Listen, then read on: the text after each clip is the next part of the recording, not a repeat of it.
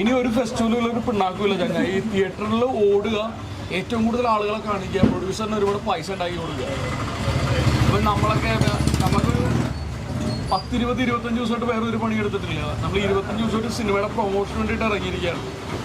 അപ്പം അതിൻ്റെ ഫലം കണ്ടു. ഞങ്ങളുടെ 1.5 വർഷത്തെ യാത്രയുടെ റിസൾട്ടാണ് സിനിമയുടെ സക്സസ്. നമ്മുടെ ഹാർഡ് വർക്കിൻ്റെ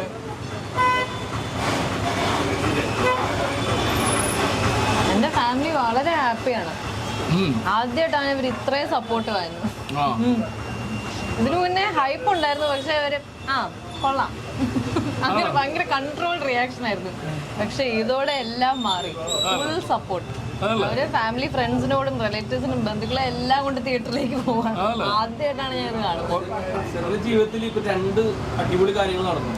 ഒന്ന് വിവാഹം, അടുത്തത് ആട്ടം. വൈശാഖിന്റെ വിഷമം പോലെ വളരെ സന്തോഷമുള്ള കാര്യമല്ലേ? ക്ഷീണമായിരിക്കും. ഇനി വിളിക്കും സാറി. ഇനിയൊരു അല്ല, ഇപ്പൊ വൈശാഖിനെ അറിഞ്ഞൂടായിരുന്നല്ലോ. അപ്പൊ പിന്നെ എങ്ങനെ വിളിക്കും കല്യാണം? അതിന്റെ ഒരു വിഷമം ഉണ്ടല്ലോ, പങ്കെടുക്കാൻ പറ്റാത്തല്ലേ. ഓ, ആ വിഷമം അങ്ങോട്ട് സഹിച്ചേ. ഞാൻ ഒരു പരിപ്പോട വാങ്ങിച്ചു തരാം.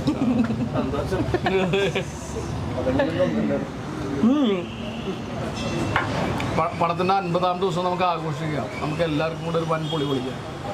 3 റിസോർട്ട് എടുക്കാം. അവിടെ പാർട്ടിക്കല്ലേ എടാ, 50ാമത്തെ ദിവസത്തെ ആഘോഷത്തിനെ കുറിച്ച് പറയുന്നു പടത്തിന്റെ. അതാണ് മൂന്നാറെന്ന് പറഞ്ഞോണ്ട് അവിടെ പാർട്ടി കൂടെ ചേർത്ത് നടത്താം. ഓ, എന്റെ കല്യാണത്തിന്റെ 50ാം ദിവസം. അയ്യോ, നമുക്ക് ഈ പരിപാടി ഇവിടെ അവസാനിപ്പിക്കാവുന്നതാണ് ആരോഗ്യത്തിന് നല്ലത്. ചില വീട്ടിലെന്ന് പറഞ്ഞപ്പോൾ ഞാൻ അതും കൂടെ ആഡ് ചെയ്തതാണ്. നമ്മൾ ആഘോഷിക്കും. ചായ എങ്ങനെയുണ്ട് ഈ കടയത്ത്? ആലോചിച്ചെടുത്താൽ എന്തെങ്കിലും ചോദിക്കണ്ടെന്ന് പലർക്കും അറിയത്തില്ലായിരിക്കും പടത്തിൽ ഇങ്ങനെ ഒരു ലിപ് ലോക്ക് സീൻ ഉള്ള കാര്യം പലരും പ്രതീക്ഷയാണ്. അപ്പം അതെടുത്തപ്പോൾ അതുണ്ടെങ്കിൽ ആളുകൾ കൂടുതൽ അങ്ങനെ എന്തെങ്കിലും ഉണ്ടോ? അങ്ങനെയില്ല. പ്രത്യേകിച്ച് ഈ സിനിമയിൽ അങ്ങനെ ഒരു സീക്വൻസ് എന്ന് പറഞ്ഞാൽ ഇപ്പൊ എന്നോട് പല ആളുകളും ചോദിച്ചു, അത് മറ്റേതെങ്കിലും എല്ലാ സീൻസും ഇല്ലേ അതേപോലെ ഒരു സീൻ മാത്രമേ വരുന്നു. ഇപ്പൊ അതിനങ്ങനെ ഒരു പ്രത്യേകതയോ അങ്ങനെയൊന്നുമില്ല. പിന്നെ സിനിമയെ സംബന്ധിച്ച് ആ ഒരു സീൻ എക്സ്ട്രീംലി ഇമ്പോർട്ടൻ്റ് ആയിരുന്നു, ഭയങ്കര ഇമ്പോർട്ടൻ്റ് ആണ്. അപ്പൊ ഒരു സംവിധായകൻ നമ്മുടെ നിന്ന് ആവശ്യപ്പെടുന്നു അത് ചെയ്യാന്ന് പറയുന്നതാണ് നമ്മൾ ചെയ്യേണ്ടത്. നമ്മുടെ ജോലിയുടെ ഭാഗമായിട്ടാണ് ഞാൻ പല സിനിമകളിൽ നിന്ന് ഇത്തരം സംഭവങ്ങളൊക്കെ ഒഴിവാക്കുന്നത്. ഒരു തരത്തിൽ നോക്കുമ്പോൾ ഒരു ആർട്ടിസ്റ്റിക് എലിവേഷൻ എന്ന് വേണമെങ്കിൽ പറയാം ഇത്തരത്തിലുള്ള സംഭവങ്ങളൊക്കെ. പക്ഷെ ഇപ്പോഴും പല സിനിമയിൽ നിന്നും ഇങ്ങനെയുള്ള സംഭവങ്ങളൊക്കെ ഒഴിവാക്കിക്കൊണ്ടുള്ളൂ. അതിനെ താങ്കളെ പോലുള്ള ഒരു ആർട്ടിസ്റ്റ് എങ്ങനെയാണ് നോക്കിയാണ് പഠിച്ചു അങ്ങനെ ഒരു ക്രിയേറ്റീവ് ആയിട്ടുള്ള ഒരു റൈറ്ററിനെയോ ഡയറക്ടറിനെയോ അല്ലെങ്കിൽ ഒരു ക്രിയേറ്റീവ് പേഴ്സൺ ലിമിറ്റ് ചെയ്യാൻ പാടില്ലെന്നാണ്. എന്തിനൊഴിവാക്കണം? ഒരു സിനിമയ്ക്ക് വേണ്ടിയിട്ടാണ് നമ്മളൊക്കെ ചെയ്യുന്നത്. അപ്പോൾ സിനിമയ്ക്ക് ഏതെങ്കിലും ഒരു പർട്ടിക്കുലർ ആയിട്ടുള്ള ഒരു ആവശ്യമുണ്ടെങ്കിൽ അത് വരിക എന്ന് പറയുന്നത് തന്നെയാണ്. ഞങ്ങളൊക്കെ പ്രൊഫഷണൽ ആക്ടേഴ്സാണ്. ഞങ്ങൾ ഈ പറയുന്ന പോലെ നമ്മളുടെ ഈ തൊഴിലാണിത്. By professional ആക്ടേഴ്സാണ്. അപ്പം നമ്മളിൽ നിന്ന് സംവിധായകൻ എന്താ ആവശ്യപ്പെടുന്നു അത് ചെയ്യാൻ ബാധ്യസ്ഥരായിട്ടുള്ള ആളുകളാണ്. അപ്പം എനിക്ക് പറയാൻ പറ്റില്ല എനിക്ക് അത് ചെയ്യാൻ പാടില്ല. അല്ലെങ്കിൽ ഒരു സംവിധായകൻ ഒരു എഴുത്തുകാരൻ എഴുതുമ്പോൾ എഴുത്തിൽ തന്നെ എഡിറ്റ് ചെയ്ത് പോകരുത്. ഇത്തരം പരിമിതികൾ അയാളുടെ മുകളിൽ കുത്തി നിറച്ചിട്ട് അത് പല സിനിമകളും പോയി കഴിഞ്ഞാൽ ഇങ്ങനെയൊക്കെയുള്ള സംഭവങ്ങൾ വെച്ച് മാർക്കറ്റ് ചെയ്യാൻ ശ്രമിക്കാറുണ്ട്.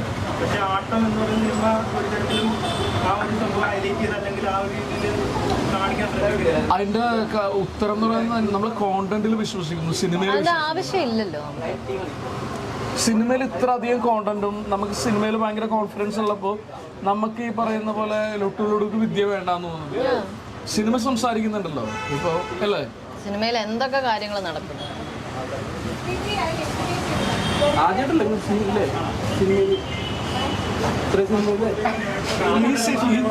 ഇതിനെ പറ്റി എന്ത് മാത്രം ചോദിക്കില്ല, എന്ത് കൗതുകം, എന്ത് താല്പര്യം. ഇടയ്ക്ക് ഒരു ചുമ്മാ ചായ എങ്ങനെയുണ്ട് അത് അല്ല ഇതൊക്കെ മനസ്സിൽ വെച്ചിട്ടാണ് പിന്നെ അതിന്റെ ഇടയിൽ കൂടെ ഒരു ചായ. അല്ല പിന്നീട് നമുക്ക് എക്സ്ട്രീംലി കാണണം, ഇനി വേറെ ലെവലിൽ കാണാനും ആഗ്രഹമുണ്ട്. അപ്പൊ അതുകൊണ്ട് അല്ല ഞാനൊരു പക്ഷേ ഈ പറയുന്ന പോലെ നമ്മളിങ്ങനെ ഒരു റിലേഷൻഷിപ്പിൽ അല്ലെങ്കിൽ ഞാനൊരു വിവാഹത്തിന് മുമ്പ് തന്നെ ഇപ്പോൾ നമ്മൾ ഇപ്പോൾ കല്യാണത്തിന് മുമ്പ് ഒരാളോട് സംസാരിക്കുന്ന പോലെ സംസാരിച്ചിട്ടുണ്ട്. ഇപ്പോൾ എൻ്റെ തൊഴിൽ അഭിനയമാണ്. അപ്പോൾ ഒരു തിരക്കഥ ഒരു സംവിധായകൻ എന്ത് ഡിമാൻഡ് ചെയ്യുന്നു കൊടുക്കാൻ നമ്മൾ ബാധ്യസ്ഥരാണ്. നമ്മളങ്ങനെ റിസർവേഷൻ വെച്ചിട്ട് ഞാൻ അഭിനയിക്കില്ല, അല്ലെങ്കിൽ ഞാൻ ഇങ്ങനെ അഭിനയിക്കില്ല, ഞാൻ ഈ വാക്ക് ഉപയോഗിക്കില്ല, അങ്ങനെ പറയാൻ പറ്റില്ല. നമ്മൾ പിന്നെ പ്ലാസ്റ്റിക്കായിട്ട് അവശേഷിക്കും, ആളുകൾ ബോറടിച്ച് മരിക്കും.